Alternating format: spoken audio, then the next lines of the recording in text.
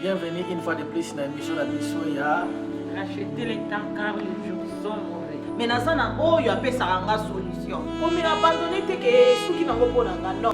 Prends courage. Bienvenue une fois de plus dans l'émission de la mission ya racheter les temps car les jours sont mauvais. Car les jours sont mauvais. Tout ça na mikolo oya malamu te.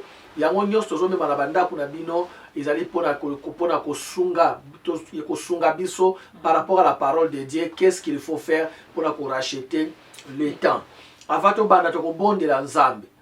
Éternel mon Dieu, na recommandé moment on a maboko na yo nzambe moko na moko oyo akolanda enseignement oyo to exhortation oyo Seigneur pesa ye makasi fungola ye mayele na kombo na Yesu Masia.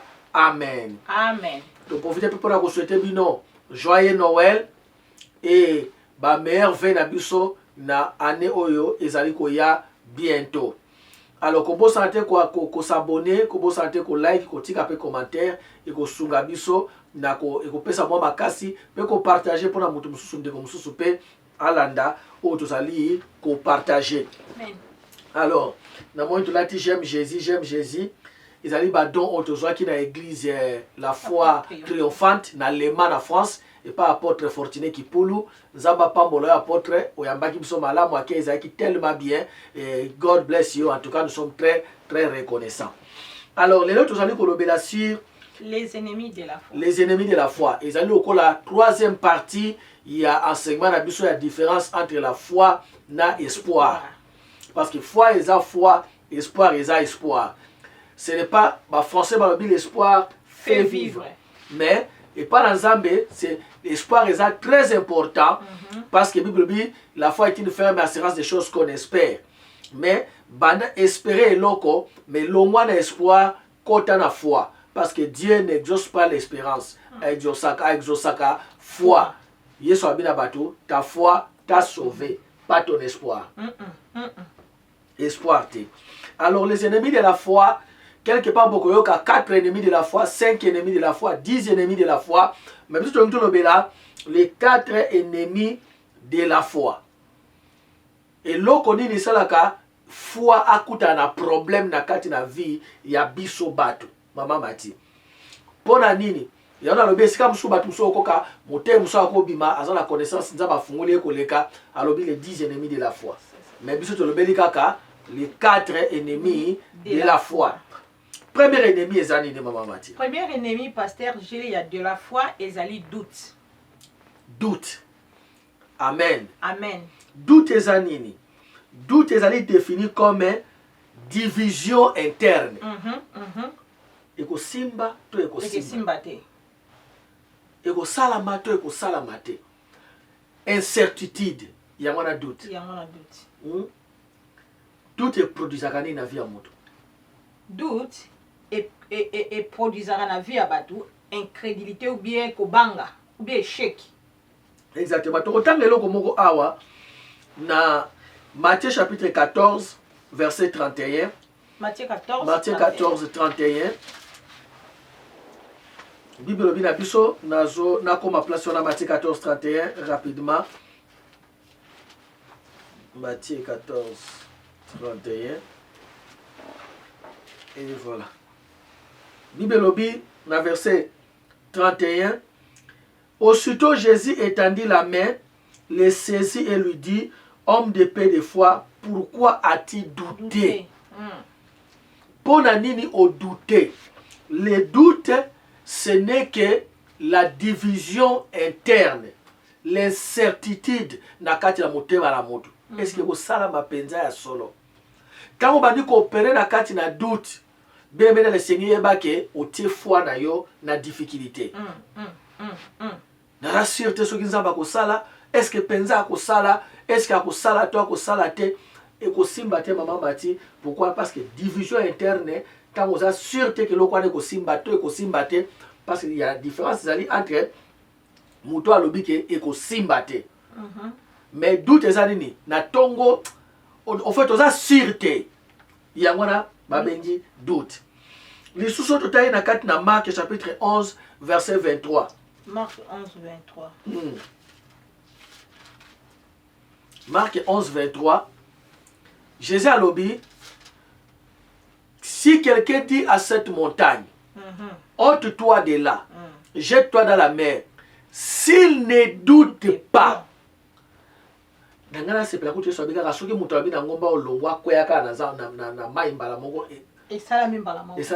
mais Yesu abakisi loko moko wana. Abi si il ne doute pas, pas nanga commis point dans la mer. Non, s'il ne doute point s'il dit à cette montagne ôte-toi de là et jette-toi dans la mer, et s'il ne doute point à son cœur. Doute est une division interne. S'il ne doute point dans son cœur, ce qu'il doute dans la carte à divisé, mais croit que ce qu'il dit arrive à komona yango. Ingeza la bien soye so baki, ce que mutu ase alubi na ngombo ozwa kwa yaka na mai et puis ego sala. Ko sala mais na bi soki ko douter. Donc c'est-à-dire qu'on cotise ennemi na kati ya foi. Exactement. Donc il doute et bloquaka foi est manifesté na vie ya bato. Comme on Jésus azongisi soki a douter na kati na ye. C'est-à-dire doute na kati na yo ego sala ke foi et produire te. Foi za domaine moko sensible. Foi aza sensible. Alingaka loko moko te tanga na kati na ye. Soki nzamba sali yo grâce particulière te. Soko za na problème ozoluka solution et koza sûr te ke nzamba ko douter, nzamba ko sala, okoti si doute na kati na yo, do soza sûr te ke nzamba ko sala, okoti doute na kati na yo, obuki foi wana. Obuki foi wana. Mutozo bakolo bale pe na za na doute te, mais ana doute na kati. Parce qu'il y a quand vraiment, pasteur, je l'ai arrivé pendant mon qui doute, pendant bisonnion soit, on dit ngapé arrivaka. Ako généraliser tes mains, dit ngapé arrivaka. Et là on soupe ko y a pas no monde pendant télémilé ya on a foi. Mais mo ko mo na pendant diable y a toujours. Moi on se comporte est-ce que malgré ezaya mais ozonga na foi. Parce que y a ka est-ce que naebi que est-ce que moi peut pas répondre nga négatif ou bien positif ozomona te que otemi na position moko mais suka na mona zonga ka toujours que naebi o nga na ndimela mais c'est comme ça balingi to telema na côté moko yomoni eli na ngomba na tawa kitaki avant qu'il sa moto abisi bato abi jusqu'à quand clocherez-vous des deux côtés. Donc kangami koto ko kamate na bona e ko ko sale loko moko e ko ki ko ya mo pepe ya doute mais seulement to telema na foi. Exactement. Et loko oyo e salamela Abraham. Ce que tangi na Romains chapitre 4 verset à partir verset 19 au kiti on a Bible que il ne douta point par incrédulité. Mais après si gloire par ensemble. Mais dans verset 21, dans Romains 4, 21, Alobi, pleinement convaincu. Pleinement convaincu que ce que Dieu promet, il est aussi capable de l'accomplir. Amen. Pleinement convaincu. Bible a Alobi que nous sommes convaincus à 20%. Nous sommes convaincus à 50%. Pleinement, c'est-à-dire convaincu à 100%. Ceux qui doutent les là yo, travailler sur la conviction na yo, ya maloba ensemble.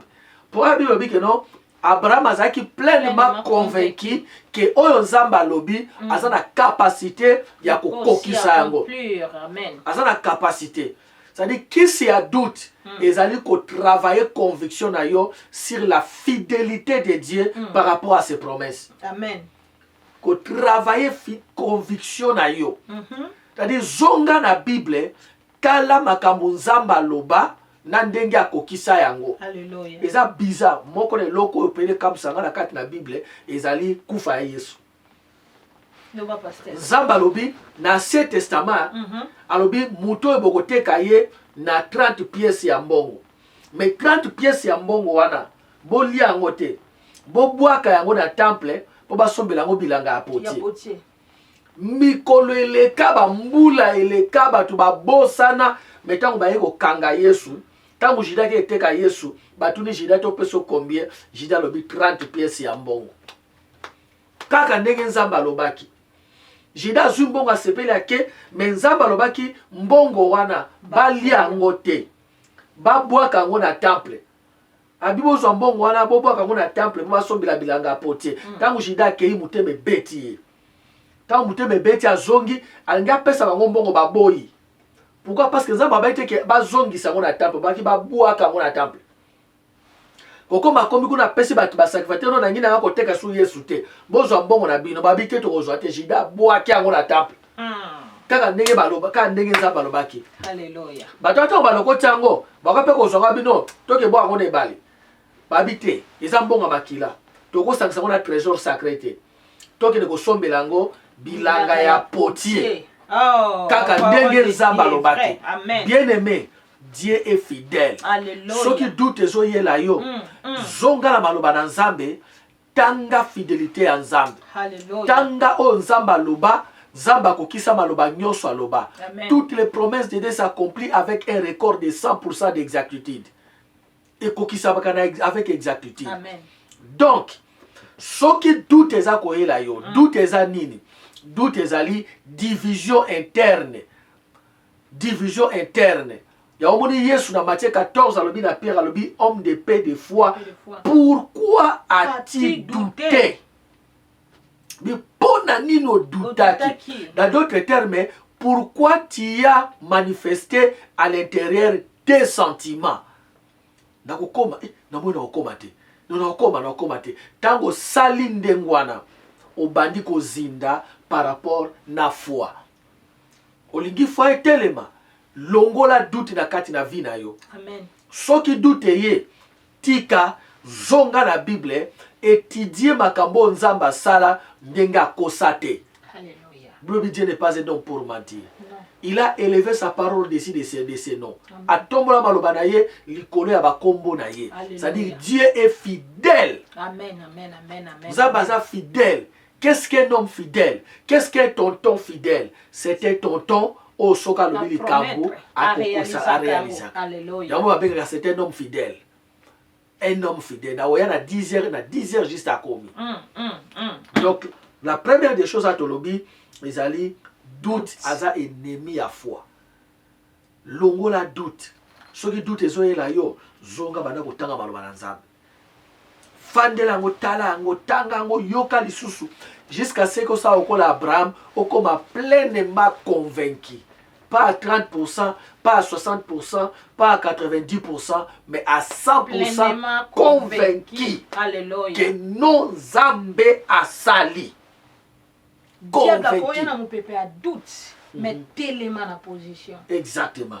Doute ko yana mupepe diable yaka yon toloba ki a diable azaka trop sensible na foi chaque fois qu'à sentir foi ça senti yon ngo telema na foi eloko liboso yaka nango akobangisa yon tolobela ennemi ya foi eza doute akoya po yo ningana akoya po yo réali ozwa ozo lukate akoya po kimiso musika na présence na nzambe na doute.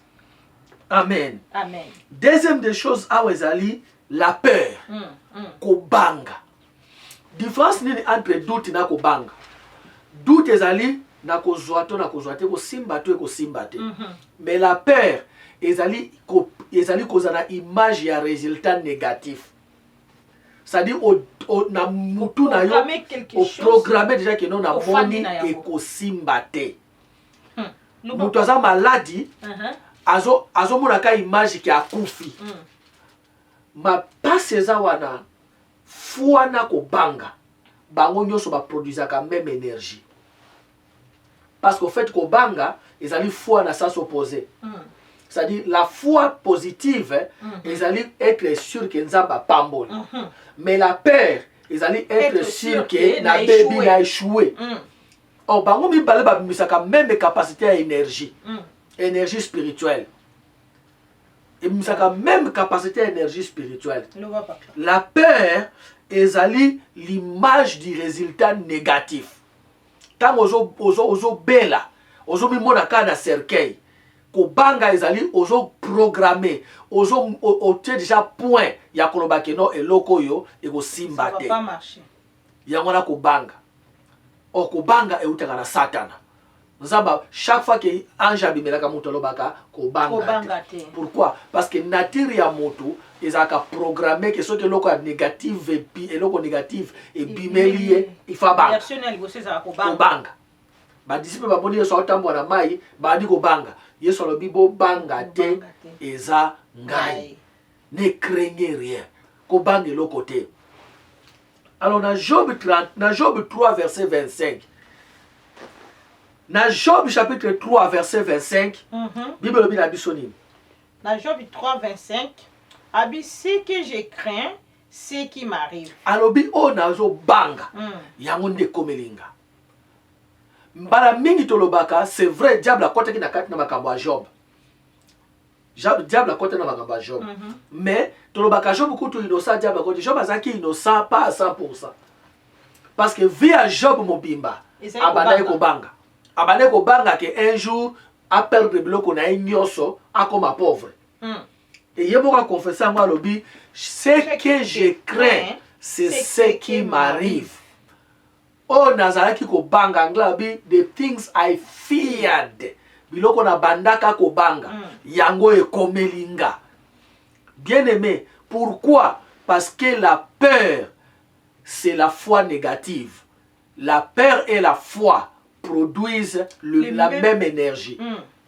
Et produisent une énergie et kokana. C'est le mesa au contraire. Ça je comprends. Foi et memaka et produisaka résultat bien. Peur et produire résultat kodinda. Ya kodinda.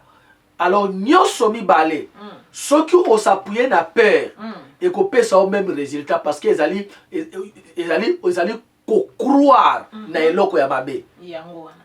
Foi ezali ko croire na eloko ya malamu. Alobi ce que je crains. Anglais a beaucoup de ce que je crains. Anglais a dit ce que je craignais.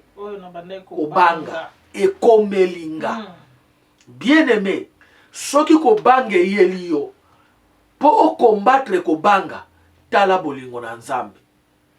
Nzamba lingaka yo akolinga te mabe komela yo. Hallelujah. Nzamba sepelaka na yo. Yes. Nzamba zana yo. Yes. Akolinga te mabe komela yo. Non. Nani o alingi mwana na ye, to alingi mwasi na ye, to alingi mobali na ye, pasa na kapasite ya kobatela ye akatika mabe komela ye.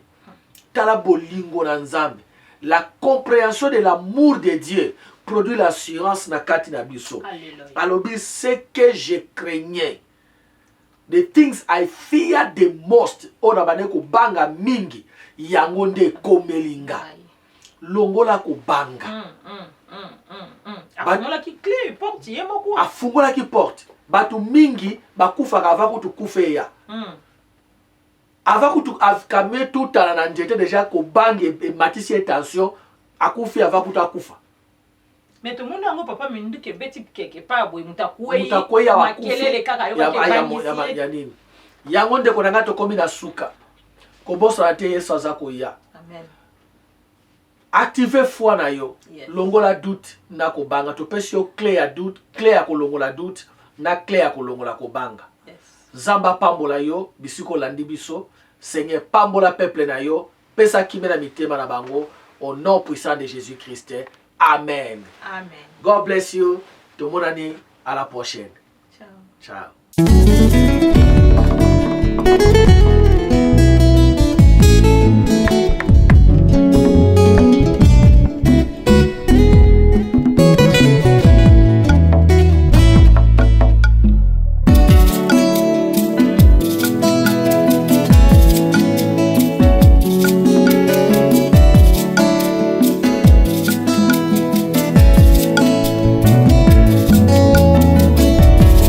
Ma Bible dit, tu es le chemin, tu es la vie, tu es la vérité. Nanyo alanda yo abunga nzela azali te. Yango ngai nalobi nakolanda nzela mosusu